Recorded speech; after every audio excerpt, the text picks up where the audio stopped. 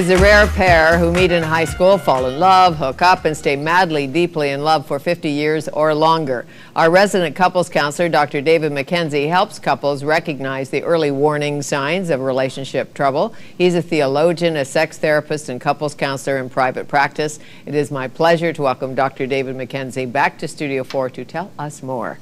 Gee, you painted me a theologian and a sex therapist. I know. My daughter-in-law still has problems with Father David McKenzie, sexologist. Exactly.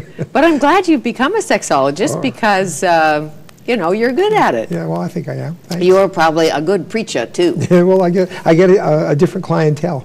So. Do you really? Well, it's interesting. A lot of those who are into spirituality, who come from a Christian or a Muslim or a Jewish background, will come to me for those reasons. Sure. Plus, I'm secular in my approach. I'm not religious in my approach. But you're steeped in your theology and your history and counseling, and that's very important, don't you know? Sure. So, the harbingers of an early divorce, warning signs. So, you're madly in love, the wedding's over. Yeah. Well, I've referred often in this show to the work of Dr. John Gottman, and he's a Seattle researcher and therapist. And in his book, The 7 Principles for Making Marriage Work, he discusses how he predicts divorce. And he talks about various signs. For instance, couples who do not respond to repair attempts. If there's an argument and one of the persons does not respond, you know, the poke, the nudge that signals that he wants to make up or she does. If that partner turns away, those marriages won't last. If there's won't discuss it, can't discuss it. Yeah, they sulk, they go on for days and months, and the issue never gets resolved. They hold a grudge for forever. Okay, hide it under the bed, still mad about it. That's right, and ruminate about it. He talks about things like contempt and criticism, flooding, harsh startups, all of these things. It's just fascinating. I think couples should read that chapter together. Well, why don't they see it when they're dating? Well, that all comes back to, again, the fact that 9/10 of us relates at a subconscious level, and just 1/10 is conscious. And so we are attracted to our partner for much deeper, more shadowy reasons than just the fact that he's rich or good looking or she's gorgeous. We are attracted because we're trying to actually work out childhood issues. Dr. Frank Sommers of the University of Toronto, a psychiatrist, I saw him last night on the Sex Channel, and he was talking about, which is the same techniques I use, getting couples back together again sexually who are living in either brother-sister relationships, and that is touch. We are touch-starved in our society, and little babies and young children who are not touched will often grow up to be violent, antisocial, psychopathic. Touch is vital and important. Sure, but that's a tough one because I know many couples who live brother-sister, have separate rooms. They're a bit older now, but they haven't had sex for years. Yeah, that's tragic, actually. I mean, there are some couples that say neither of us are interested in sex. That's fine. That's okay. Maybe it's the truth. Well, maybe it's the truth. Yeah, but for most, they want to have an active sex life. Yes. Yeah. So if you haven't touched somebody for a long time, if you haven't held someone, if you haven't kissed someone, if the romance is gone from your relationship, how do you begin? Holding hands in the car? Well, as a sex therapist, I start them on a very small baby steps of beginning to touch. We call it sensate focus. They lie in bed after a shower and they touch each other. Phones off the hook, no TV on. Just for like 10 minutes they start. You can even, Dr. Sommers says, just start by touching the hands. And there's no sex. There's no big carrot at the end of the road. We're going to have intercourse. It's learning how to touch and feel touched and loved. Sure. Yeah. What if you don't even talk about it? Like if somebody's listening to this show and so tonight you're out for dinner with your husband or your wife and you just grab his hand. Yes. Yeah, sure. Any kind of touch is healing. Any kind of touch. Any kind of touch. What about people who don't like to be touched? You touch them and they're really uncomfortable with it. Yeah, that's usually even a mate can be that way. Of course, that's usually an indication of a lack of touch in their childhood, and they're very uncomfortable. Touch is very intimate. So when you touch something, it's touching all sorts of nerve endings. And what they found is that our neurological part is connected with our sexual part. And so if that's shut down, the sexual part will be shut down. Because you watch couples who walk around and he always has his arm around her. It's almost a protective thing, or he's stroking her arm. You think, isn't that swell? He must like her. I don't necessarily know it's true. Yeah, well, it can be. I would like to come back to your question, though, is that why don't we see these things when we first get together with somebody? And that is because literally in the first 3 to 6 months, we are blind. I believe it was a Dr. Sharma, I think that's how you pronounce his name, did a study and found that arranged marriages actually lasted longer than marriages where we choose. Of course, there are a couple of reasons for that. One is that family and friends can pick out a better mate for you than you can. Studies have shown that. The second thing is that a lot of arranged marriages are within a culture where divorce is not tolerated. So you've got all of that cultural, societal pressure to keep you together. And a little fear sometimes, too. Of course. Okay, but that stormy passion of courtship is often over too soon. And I know some counselors will say, well, it does change. Yeah, it does. It's that supposed to. stormy, lusty passion. It has to change. You actually become immune to the chemicals that are being secreted in your body that makes you, my friend Bruce Attridge called it the anarchy of being in love. You go crazy. You don't read. You don't study. You lose yourself. You don't eat. You don't eat. It's a great way to lose weight. I know you have one lettuce leaf, and you think, why was I so tiddled when I left the restaurant? Because when you're in love, you forget to eat dinner. That's literally when I first met my wife 23 years ago. Madly in love, I hardly ate. I lost about 20 pounds. I know. You say, I think I just drank. Yeah, I know. I'm not sure. It came, I wasn't hungry. You're so excited. Yeah. Well, I think we also have to look at the difference between common law and marriage. Yes. And the question really is there a difference? If you're common law and you're together 50 years or you're married and you're together 50 years, does it matter? What an interesting question. I usually, when I'm interviewing couples, I'll say, how long have you lived together? And that's when the functional marriage begins. However, not just because of my religious background, I profoundly believe that when the society, the community, sees and takes an interest in your relationship and affirms it, and you make a public commitment, that does have a psychological seal to it. Doesn't mean you can never get divorced, but there's something very strengthening about the community standing behind you. Well, as a little girl, as you know, when you were raised in the 40s or the 50s, if somebody didn't want to marry you, it was alas, alack. It was what? Alas, you go, alas, alack. Nobody wanted to marry her. Oh, it was a big thing. It was one of the goals. If you weren't married by 22, there was something wrong. Well, at least somebody should propose to you, or you were a nobody. You know, and it's not true. I've been through those days. Exactly. It's not true. It's simply not. not. But so many more people are choosing to live together, except, well, especially second time around, third time around. Well, Madonna said, apparently upset her boyfriend, but she said on one of the late nights that, you know, she'd rather get run over by a train than get married again. Well, don't forget we live in a post-Christian age, so that pressure to be, you know, married and having children by the time you're 25, those days are over. Sure. I also think when we read about marriage in the books, they don't tell you the bad side, or the tough side, or the difficult side. Yes. And so there's a lot of pressure to be happy, happy, happy, and love, and love, and love. You're right. There's a lot of myth out there. And the problem with that is it sets up expectations. You're supposed to have that down after the first 3 months. Many people will think, oh my gosh, have I fallen out of love? Is this the right one for me? Yes, don't be frightened by that. Right. Park your expectations. Yeah, you have they're to. irrational. You know, people make this distinction between loving and being in love, and I'm still struggling. Being in love is actually a psychological condition of projection.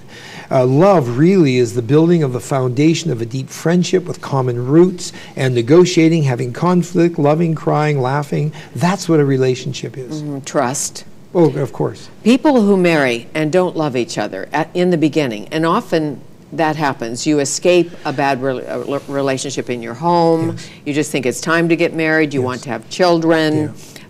His mother's pressuring him and says, son, get a wife. I don't know if that happens anymore, but so you get married, you like this person, you're not madly in love. Do you think those couples often make it? Not often. Or not? Not often. Don't want to discourage anybody out there that has that. I mean, my older son at 21 met his present wife, who's now 30, and he's 33.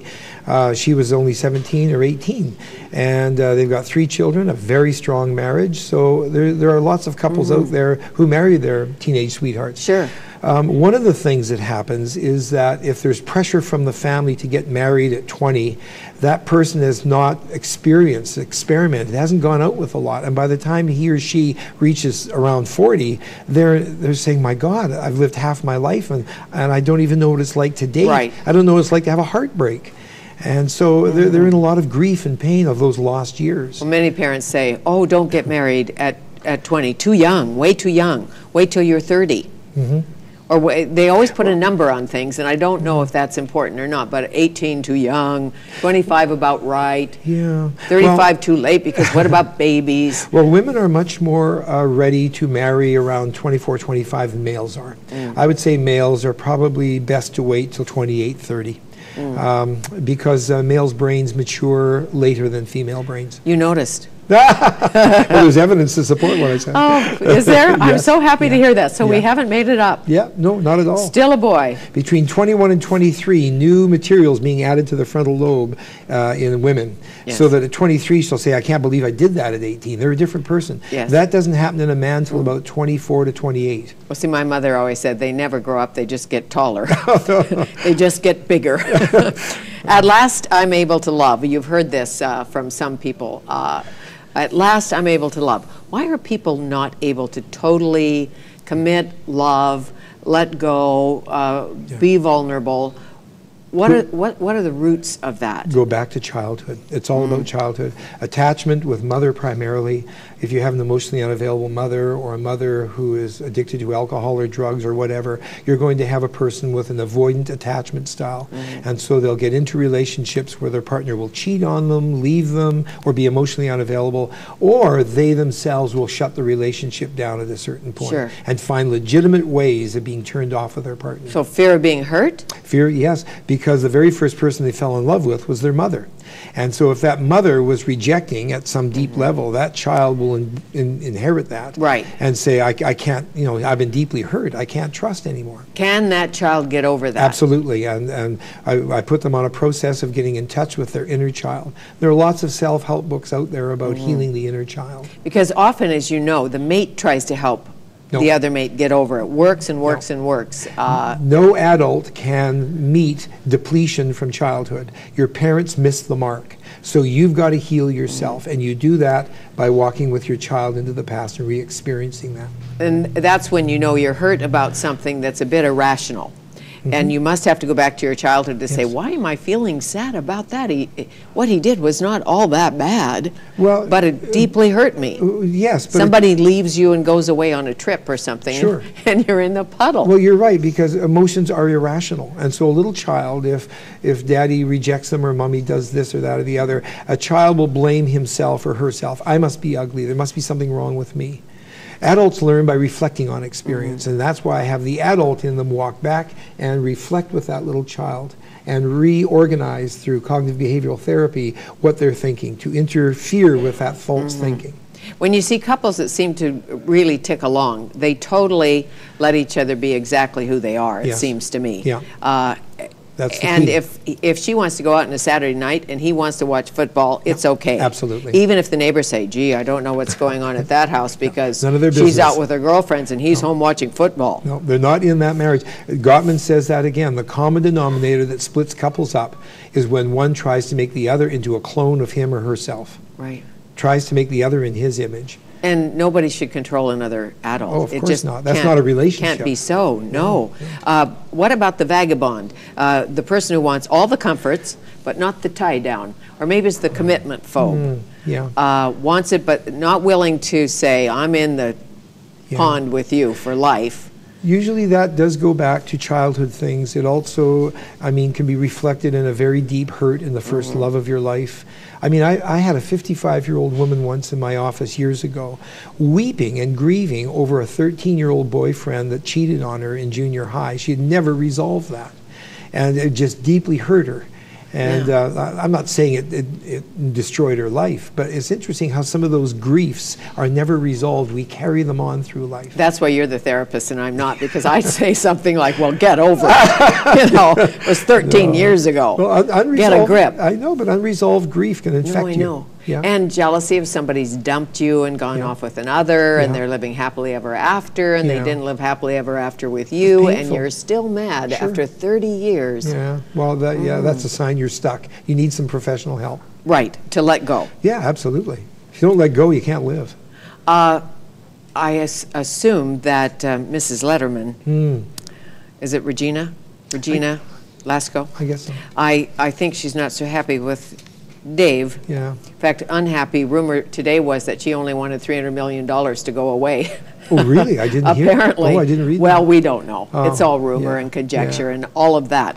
But begs the question, why do mostly males, I don't know if it's true, but it seems to be mostly males, the governor of South Carolina, Mark Sanford, Elliot Spitzer, governor of New York, former, Bill Clinton. John Edwards, Bill Clinton, Herod the King. Herod the King, David Letterman, they have, what is that about? Well, it's an interesting mix because men are very attracted by sight. Men are very into power and wealth. And women are naturally attracted to power and wealth. So if you have a relationship, I'm not making excuses for David Letterman, but if you have a relationship that maybe is going through a very tough, vulnerable time, you've got all this power and wealth and prestige, and all these gorgeous women are after you, that's going to tempt most men. Sure. I'm not saying all men yield to that. No, but why would he marry that particular girl? Because he apparently was having fun with a lot of the girls, especially Stephanie. Yeah. And now he picked this woman because he thought of her as a mother. Yeah. Yeah. But if the rumors are right, even though he had picked a woman, committed to her, married her, and had a child with her, he was still fooling around with the girls at the office and kissing Stephanie in the car. Yeah. Well, I've talked about this another time on your show about the 3 kinds of cheating. Yeah. One is the one-night stand, a crazy thing, it's forgivable. The second one is the affair, which is really does damage to the primary relationship. And the third is pathological cheating. The person's in a relationship and can never be satisfied. It's almost a compulsion. They have to be out having affairs and cheating all the time. And that goes back to childhood.